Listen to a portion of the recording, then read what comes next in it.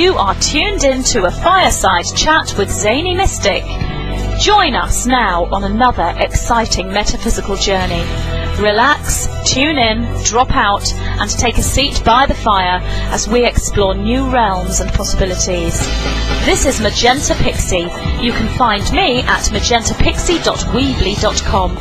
But now, here is Zany Mystic and guest. Enjoy the show. Greetings, everyone, and welcome to a Fireside Chat with Zany Mystic. I am your host, Lance White. Tonight, my guest is John Hogue. John returns to share his wisdom and insight, and he will be sharing his latest prophecies and predictions for 2011. John has received international recognition, appearing on over 100 television and 700 radio shows, no doubt more than that by now, on 3 continents.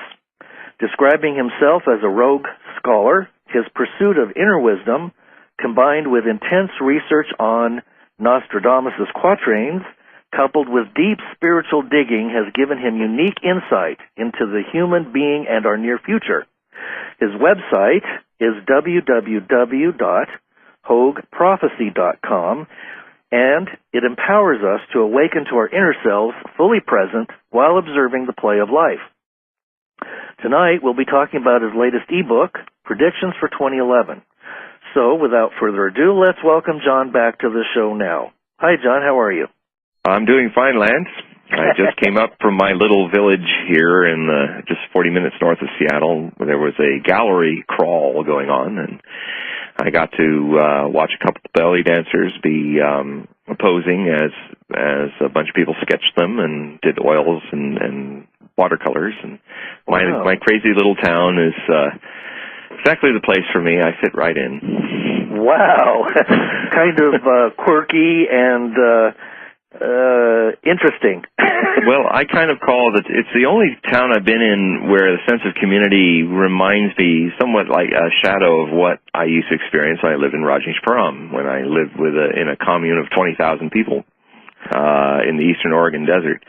Wow. It has that kind of sense of community. There's 3 theaters here, thespian theaters, a children's theater. We have an orchestra. A lot of Hollywood expatriates, including one of my friends who was the little girl who was the autograph hound, hounding Jack Benny on the Jack Benny show, and then playing violin. Oh, my God. Wow. Yeah, she's up here. Jeez. We have a few Academy Award winners up here. Oh, which one? I think it was somebody for sound. About 3 years ago, somebody got a best sound. I don't know him that well. I see him pass through town, but we have that. We had one of the French hornsmen of the LA Philharmonic, and a lot of retired LA Philharmonic orchestral people, and it's interesting. And I also was born in Hollywood, California, so although I always felt like a changeling living in LA, I always felt like I belonged up here, and I eventually got up here after a few detours to India and around the world, Australia and Bangkok and a few other places. Wow. Well, we both had experiences with groups where you get to live on the site, with a spiritual teacher. And Rajneesh is one of my all-time favorites. It seems as if these groups are really seeds of the future, that they really are ways of being and ways of living that we can take back into the world and help to create. Does that make sense? Yeah, it does, because one of the things that I've been doing since I started writing books about 17 books ago, the last 7 being e-books, and the others since then, before then, were all made of dead trees. And I'm trying to lower my carbon footprint, and hopefully my readers will lower theirs too by reading books on photons and electrons. Right. I agree. But anyway, I have, in the study of prophecy, realized that there's two definitions of prophecy. Prophecy is the more kind of mundane interpretation of the word is making predictions, forecasting the future. But the deeper, more significant, esoteric meaning of prophecy is divine inspiration. It's enlightenment. It's awakening to the truth, a revelation. And so in that, if one goes deep enough into the study of prophecy like I have, one has to plumb the deeper sense of that. And so I started in my early 20s after having a spiritual satori, or a glimpse of something kind of amazing that totally altered my life.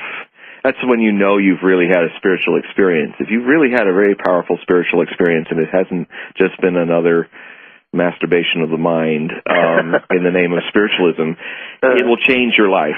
It'll physically change you. It'll change who you're around, what you're doing, and that's a good indicator that it was for real. So I went off and I started studying. Since I saw the future as being so dire, I wanted to see if there was an alternative to it, and that's where I got into the deeper understanding of prophecy, which is about bringing divine inspiration into the world. And one of the key people in my life, the key person in my life who I met in 1980 and sat before him, and he actually initiated me into neo-sannyas, was Osho, or he was known then Bhagwan.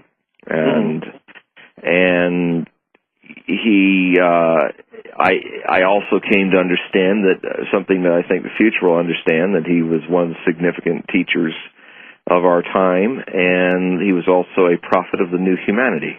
Absolutely. And I hope to write a 3-book series, which will be part autobiographical and part what I usually do, studying the bigger picture of prophecy and collective examinations of prophecy, as a way to, because, I am not just a person on the riverbank being a scholar about water.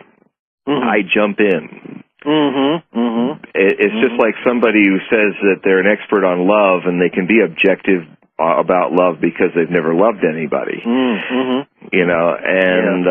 There are certain subjective mysteries that you have to be a part of to really understand.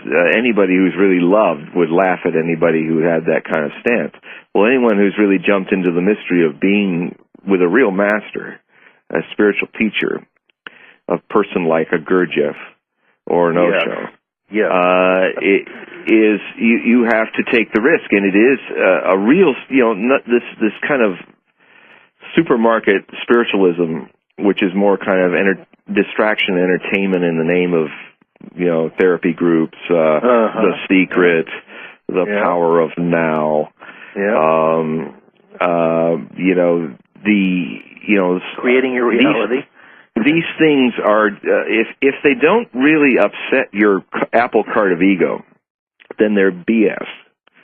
And in the name of something very spiritual. But when you're with real teachers, it takes guts because, it's 2 things. It takes guts for 2 reasons. You become exposed to yourself. If you're in a spiritual community of a master, everybody that's there is kind of bouncing off each other's ego trips, so they get exposed in the climate of the Buddha field of the master. The other thing is that you get the other thing that you have is a subtler fear, the fear of joy, the fear of bliss and ecstasy. When you go through the stuff where you peel off the sloughed dead skin of your ego and then you discover what is underneath, there's a whole universe that's an eternal process after that, the eternity of now, that you tap into, and it's shattering as well. It's like a spiritual orgasm. In fact, it is the higher. Osho used to talk about, and he had a very controversial book. He spoke in India about it, and it was at a time when India was very uptight about sexuality in the late 60s. And his lecture series was called From Sex to Superconsciousness. And, he's always been often called by the stupid press, who only seem to read the, if all of our history of the great masters was based on police reports and studies of angry disciples who didn't get their projections fulfilled, like Judas, or, I bet you if you only had Judas as your source of Jesus Christ, it wouldn't be a very good story. He would be a cult guru and against the traditions and a threat. Well, Osho was called the sex guru by a lot of people because but if you actually knew him, if you actually sat before him, if you lived in his communities, you discovered that in a subtle way he was sex's greatest enemy. He understood that the best way to get beyond one's biological issues is to go through them with awareness. And so he said, sex is a good beginning, but don't stop there. You have to keep going. You have to, because the whole point is superconsciousness. And sex is the very lowest beginning part. And there's a lot of people who do these tantric groups that are really just another name for a swing party. You know, which is okay. I'm not for or against that. But when they call it tantric spiritual, no, it's a swing party with a spiritual gleam. But you know, what I learned from Osho's path, which for me it was very tantric, although Osho was many multi-dimensions. He was it depended if you came in, he spoke on all the traditions, the Jewish, the Arab, the Sufi, the Buddhist, the Hindu. And it all was in morning talk sessions lasting about 2.5 hours, sometimes morning and evening, that ended up being almost 800 books worth of information. And I have quite a few of those in there. Yeah, do you have Yoga Alpha Omega Volume 1? Yes, I do. You are lucky, because Volume 1 and Volume 3 are almost impossible to get. I must have gotten the last 2 copies on the planet. Well, there was an old bookstore in the Haight, Ashbury in San Francisco, and they had gotten a huge load of Osho books from the ashram, and a lot of them were first editions and you know, the rare ones. And I bought as many as I could that were interesting to me, but you know, I didn't know shit from Shinola. So, but you know, what impressed me was that he could just turn on a dime and talk about any tradition. And to me, that's a indication of a master. Well, he was also unique in that he was before his enlightenment, he basically came from being a teacher. You know, he was a professor of philosophy in Jabalpur University, and then he claims to have gotten enlightened at a very young age of 21, and said that was also kind of difficult, because if you get enlightened before the age of 35, when you're still kind of in the upward climb of your biology, it's really hard on the vehicle. Oh, yeah. And so, you know, he died at 59. Of course, he was poisoned by thallium heavy poisoning when he was arrested without a warrant in Charlotte. You know what? This is another thing to get into. You know, you've got somebody who may be a real master when they upset a lot of people. Oh, yes. you know, everybody that Oprah Winfrey embraces is not a master. If they're cuddly and I love you, you love me, and, you know, if they're Barney the purple dinosaur nice to you, you're not dealing with a real master, because if you study the history of masters, they are always called cult gurus. Yeah. Threatening the youth. Why did they poison Socrates? For the same things they were hurling at Osho, they were hurling at Socrates 2,500 years before. Yeah. Buddha was poisoned. It's something in the West it's not that well known. There's a lot of information about Buddha that is not carried over because of Western bias, but he was actually poisoned by Devadatta, his half-brother, who was very much jealous of what he was doing and tried 8 times to kill him, and finally killed him by dropping probably some doo-doo in his bowl of rice, and then he died at 84 of extreme dysentery from being poisoned by bad food. Well, of course, then you have the paradox that the master knows his moment of death. Yes. That's true. I saw that with Osho. It's quite remarkable. There are stories about it. He started getting very transparent. About 6 months before a real master dies, he knows. And one of the interesting things, Osho is very subtle about that.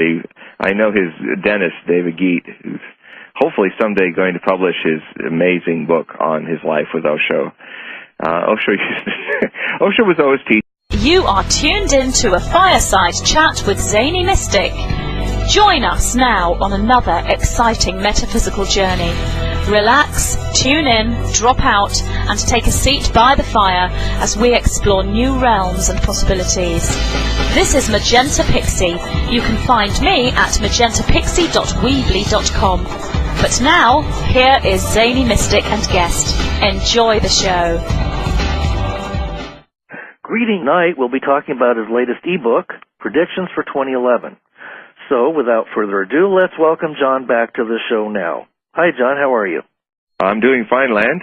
I just came up from my little village here in just 40 minutes north of Seattle. There was a gallery crawl going on, and I got to watch a couple of belly dancers be posing as a bunch of people sketched them and did oils and watercolors. And my everyone, and welcome to a Fireside Chat with Zany Mystic. I am your host, Lance White. Tonight, my guest is John Hogue. John returns to share his wisdom and insight, and he will be sharing his latest prophecies and predictions for 2011. John has received international recognition, appearing on over 100 television and 700 radio shows, no doubt more than that by now, on 3 continents. Crazy little town is exactly the place for me. I fit right in. Wow. Kind of quirky and interesting. Well, I kind of call it, it's the only town I've been in where the sense of community reminds me somewhat like a shadow of what I used to experience when I lived in Rajneeshpuram, when I lived in a commune of 20,000 people in the eastern Oregon desert. Wow. It has that kind of sense of community. There's 3...